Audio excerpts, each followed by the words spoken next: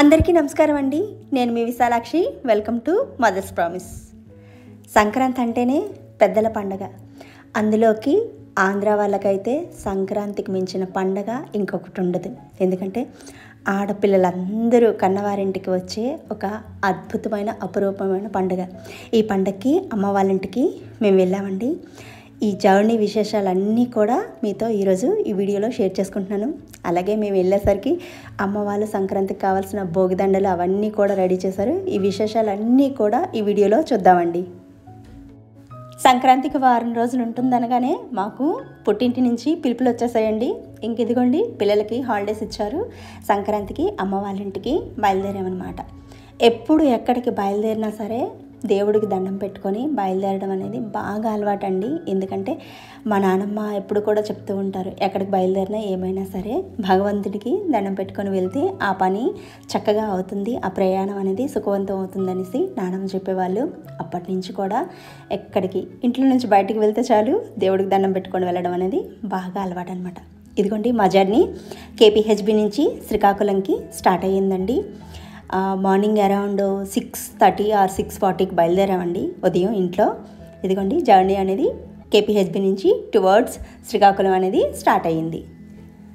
మాది శ్రీకాకుళం జిల్లా ఆమ్దల్వలస దగ్గర నియర్ బై ఉన్న అక్కులపేట శ్రీనివాసాచార్యులపేట అంటారండి.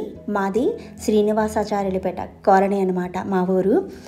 ఇది కేపీహెచ్బి నుంచి 782 అంటే 782 కిలోమీటర్స్ డిస్టెన్స్ అండి మాకు కేపీహెచ్బి నుంచి శ్రీనివాసాచార్యులపేట శ్రీకాకుళం డిస్ట్రిక్ట్. ఆ జర్నీ అనేది స్టార్ట్ చేసాం.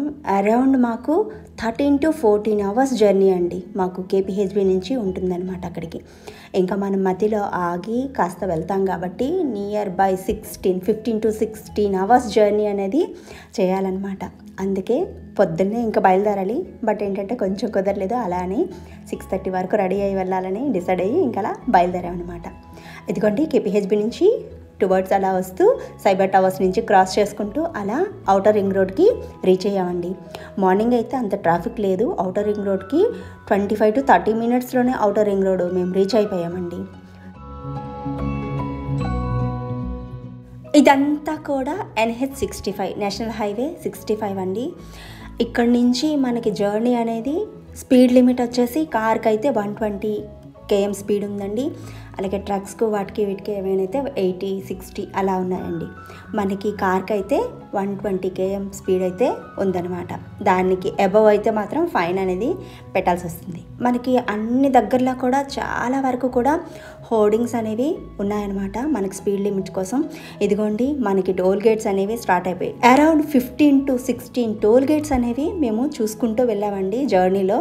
కేపీహెచ్బి నుంచి శ్రీకాకుళం వరకు 15 to 16 టోల్ గేట్స్ అండి. ఈచ్ అండ్ ఎవ్రీ టోల్ గేట్కి కూడా మనకి కాస్ట్ అనేది ఎలా ఉందంటే కొన్ని దగ్గరలో అయితే 90-95 రూపీస్ ఉంది. కొన్ని దగ్గరలో అయితే 120, 135, 150, ఒక్కొక్క దగ్గర అయితే 190 రూపీస్ కూడా ఉందన్నమాట. మేమైతే అరౌండ్ అన్నీ కలిపి అగ్రిగేట్గా వేస్తే ఎలా వచ్చిందంటే యావరేజ్గా ఈ 15 to 16 టోల్ గేట్స్ అన్నిటికీ కూడా మనకి ఒక టోల్ గేట్కి యావరేజ్ వేస్తే 150, 160 రూపీస్ అనేది వచ్చిందనమాట. మనకి మొత్తం టోల్ గేట్స్ అన్నిటికీ కలిపి అనమాట అలా వచ్చింది.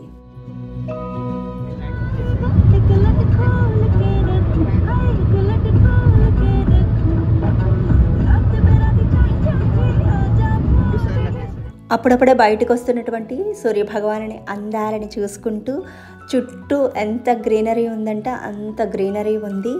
ఆనందంగా హాయిగా హ్యాపీగా FM వినుకుంటూ ఇంకా జర్నీ అనేది అలా హ్యాపీగా వెళ్ళిపోతుందన్నమాట. మనకి హోర్డింగ్స్ వస్తాయండి, చూసుకుంటూ వెళ్తే మనకు సరిపోతుంది. మనకి ఇక్కడ హోర్డింగ్స్ చూస్తున్నారు కదా, మనకి విజయవాడ అయితే స్ట్రైట్ రూట్ చూపిస్తుంది, నాగార్జున సాగర్ అయితే లెఫ్ట్ చూపిస్తుంది. అలాగే కొంచెం డిస్టెన్స్ వెళ్ళాక మనకి విజయవాడకి అలాగే నాగార్జున సాగర్కి వెళ్ళడానికి ఒక లెఫ్ట్ కర్వ్ అనేది మనకి చూపిస్తుంది. 2 వేస్ వస్తాయి, స్ట్రైట్ ఒకటి వస్తుంది, లెఫ్ట్ వస్తుంది.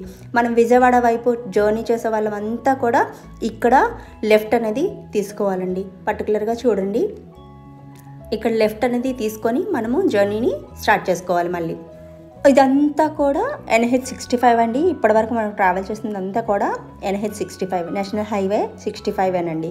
ఇప్పుడు చూడండి కర్వ్ వచ్చింది కదా, లెఫ్ట్ తీసుకున్నాం. మేము విజయవాడ వరకు టర్న్ చేస్తున్నాం కాబట్టి ఇక్కడ లెఫ్ట్ తీసుకొని ఇగోండి ఇలా వెళ్తున్నాం. నెక్స్ట్ మనం లెఫ్ట్ తీసుకున్న వెంటనే కొంచెం జస్ట్ 1 కిలోమీటర్ కూడా మనం పాస్ అవ్వము, మనకి ఒక టోల్ గేట్ అనేది వచ్చేస్తుంది. చూడండి హోర్డింగ్స్ కూడా ఎక్కడికక్కడ హోర్డింగ్స్ ఉన్నాయండి. రోడ్స్ అయితే ఎంత నీట్గా ఉన్నాయంటే అంత నీట్గా ఉన్నాయి, చాలా బాగున్నాయి రోడ్స్. అందుకే మాకు ఎంత జర్నీ చేసినప్పుడు కూడా అసలు అలసట అనిపించలేదన్నమాట. అరౌండ్ 8:30 అలా అయ్యిందండి. టిఫిన్కి ఆగాము. సంపూర్ణ టిఫిన్స్ అంట. ఇక్కడైతే టిఫిన్ సెక్షన్ అయితే చాలా బాగుంది, చాలా వెహికల్స్ ఆగాయి. ఎంత రష్ ఉందంటే అంత రష్ ఉంది. పండగ అంతా రోడ్ల మీద ఉన్నట్టే ఉందండి. ఎక్కడికి వెళ్ళినా సరే మీరు ఎక్కడి వరకు వెళ్తున్నారు, మీరు ఎక్కడి వరకు వెళ్తున్నారు, ఇలా పలకరింపులతోటి ముచ్చట్లతోటే అలా జర్నీ అంతా చాలా హ్యాపీగా సాగిపోయిందనమాట. టిఫిన్ అనేది కంప్లీట్ చేసేసుకున్నాం. కడుపులో కూడా ఒక టీ వేసేసుకొని ఇంకా మళ్ళీ జర్నీ అనేది స్టార్ట్ చేసామన్నమాట. చూసారా మా సినిమా కష్టాలు అనేవి స్టార్ట్ అయిపోయి. ఎంత ట్రాఫిక్ ఉందంటే ఇలా విజయవాడ రీచ్ అయ్యి అవతలకు వెళ్ళే వరకు కూడా ఎంత ట్రాఫిక్ ఉందంటే అంత ట్రాఫిక్ ఉంది. ఆల్మోస్ట్ 1.5 అవర్ వరకు కూడా ట్రాఫిక్లోనే ఉండిపోయామన్నమాట. ఇదంతా కూడా హైదరాబాద్ విజయవాడ హైవే అండి, నేషనల్ హైవే 65 అని. ఇగోండి మనకి ఇప్పుడిప్పుడే ఇంకో టోల్ గేట్ వచ్చింది కదా, నెక్స్ట్ మనకి ఆంధ్ర బోర్డర్ అనేది వస్తుందన్నమాట.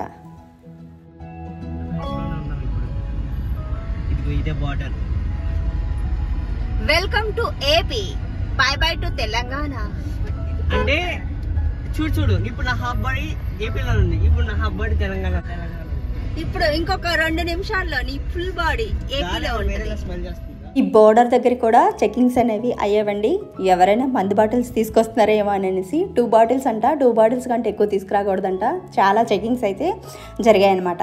ఏమో మరి తెలంగాణలో తక్కువ కాస్ట్, ఏపీలో ఎక్కువ కాస్టా, లేకపోతే తెలంగాణ బ్రాండ్స్ బాగుంటాయి, ఏపీ బ్రాండ్స్ బాగుంటాయి, బాగోవు అనేసేమో. కానీ చాలా వరకు అయితే అక్కడైతే మాకు అరౌండ్ 30 to 40 మినిట్స్ పట్టిందండి ఆ చెకింగ్స్ అన్నీ కంప్లీట్ చేసుకొని బయటకు వచ్చేసరికి. ఇదిగోండి ఇలా మేము ఇంకా అలా ముందుకి వస్తున్నాం. కంచికచర్ల అవన్నీ దాటిపోయామండి. హనుమాన్ టెంపుల్ పెద్దది వస్తుంది కదా, అవన్నీ దాటాము. చూడండి అసలు ఎంత ట్రాఫిక్ అంటే పిచ్చ ట్రాఫిక్ ఉందండి. మాకు ట్రాఫిక్ వల్ల మేము అరౌండ్ 3 to 3.5 అవర్స్ లేట్గా రీచ్ అయ్యామన్నమాట శ్రీకాకుళంకి.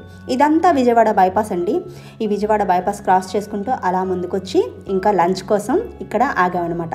బొమ్మరిల్లు అంటండి, చాలా బాగుంది. ఇక్కడైతే మాత్రం లంచ్ని కంప్లీట్ చేసుకున్నాం అనమాట. లంచ్ కంప్లీట్ చేసేసుకొని ఇంకా స్టార్ట్ అయ్యాము. ఇదిగోండి చల్లని గోదావరి తల్లి, మన గోదావరి, అందాల గోదావరి అనేది మాకు దర్శనం అయితే ఇచ్చిందనమాట, మన హోలీ రివర్.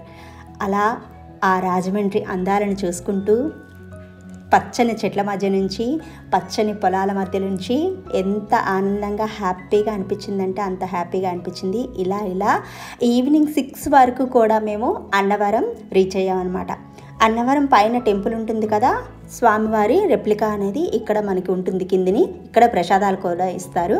దర్శనం చేసుకొని ప్రసాదం తీసుకొని బయలుదేరామన్నమాట.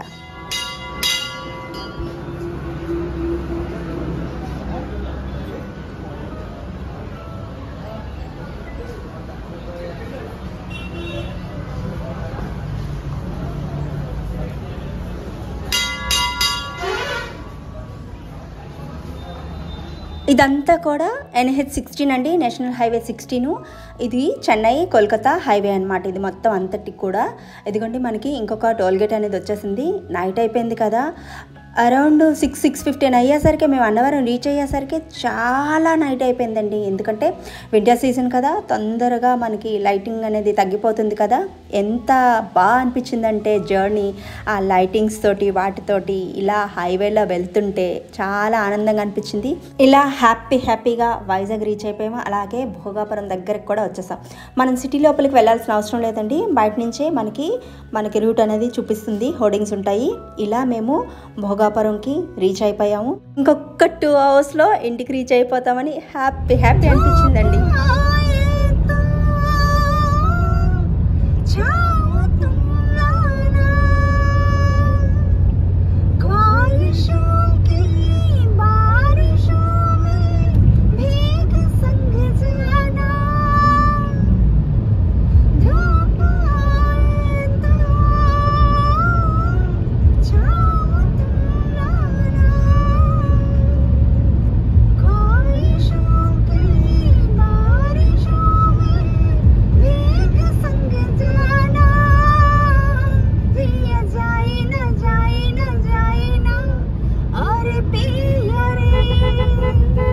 బాధ వచ్చినా సంతోషం వచ్చినా ఏది వచ్చినా సరే నాకు one of the best friend ఏంటంటే మ్యూజిక్ అండి. ఎఫ్ఎంలో మ్యూజిక్ వినుకుంటూ ఆ పాటల్ని పాడుకుంటూ అలా అలా అలా ఇంకా ఊరొచ్చేస్తుంది అన్న హ్యాపీ మూమెంట్లో ఇదిగోండి ఊరొచ్చేసింది మా ఊరు. ఇంకా ఊరు రీచ్ అయిపోయాము, ఇంటికి వచ్చేస్తున్నామన్న ఆ ఆనందం అయితే ఇంత కాదండి. అందులోనూ పుట్టింటికి వచ్చామంటే ఆ ఆనందం అంత కాదనమాట. అరౌండ్ 10:15, 10:20 అయిందండి రీచ్ అయ్యాము. మేము రీచ్ అయ్యేసరికి అందరూ ఇంకా మాకు స్వాగతం పలకడానికి రెడీగా ఉన్నారండి అందరూ. అంతే కదా, ఊర్లో అయితే అలాగే ఉంటుంది. ఎవరైనా వస్తే ఆ రాత్రి మీదే పలకరింపులు ముచ్చట్లు అన్నీ అయిపోతాయి అన్నమాట. ఇంకా గుమ్మంలోకి అడుగు పెట్టగానే అమ్మ తయారు చేసి ఉంచిన భోగిదండలు అయితే దర్శనం అయితే మాకు ఇచ్చేయండి. చూసారా భోగిదండలు, చిన్నప్పటి నుంచి కూడా ఈ భోగిదండల కోసం భోగి నెల రోజులు ఉంటుందనగానే చాలా ప్లానింగ్ ప్రిపరేషన్స్, పేడని తీసుకురావడం, దాన్ని ఒక దగ్గర పెట్టడం, రోజుకి కొంచెం పిడకలు చేయటం, ఆ తర్వాత వాటికి దండగొచ్చటం. నేను ఇంత పెద్ద దండగుచ్చాను అనేసి ఫ్రెండ్స్తో చెప్పుకోవడం చాలా ఆనందంగా ఉందండి. ఒక్కసారి నా చైల్డ్హుడ్ మెమరీస్ అన్నీ కూడా రికలెక్ట్ అయ్యాయి. ఎందుకంటే ఎప్పుడు కూడా నేను ఎంత పొడుగుంటే అంత పొడుగు భోగిదండ వేయడం అనేది అలవాటు అనమాట. చూసారా నా పొడుగు, ఎందుకంటే ఇంట్లో నేనే పుట్టుతానండి బాబోయ్, అందుకే నా హైట్కి చేశారు అమ్మ ఒక దండ, అలాగే మా పిల్లలకి, అలాగే మా తమ్ముడు వాళ్ళ అబ్బాయికి కూడా ఒక దండ అనమాట చేశారు. ఇలా భోగిదండలతో కాసేపు వీడియోస్ తీసేసుకొని ఇంకా ఊరి మీదకి చక్కర్లు కొట్టడానికి అనమాట వెళ్ళిపోయామన్నమాట. ఇదండి మా జర్నీ విశేషాలు. హ్యాపీగా మా పుట్టింటికి వచ్చిన ఆనందం అనేది మీ అందరితో షేర్ చేసుకున్నానండి. ఈ వీడియో మీ అందరికీ హెల్ప్ఫుల్గా ఉంటుందని అనుకుంటున్నానండి. ఈ వీడియో గురించిన కామెంట్స్ అనేవి కామెంట్ సెక్షన్లో ఇవ్వండి. అలాగే మన ఛానల్ని విజిట్ చేయండి, లైక్ చేయండి, షేర్ చేయండి, సబ్స్క్రైబ్ చేయడం మాత్రం మర్చిపోకండి. Thank you for watching. మీ విశాలాక్షి.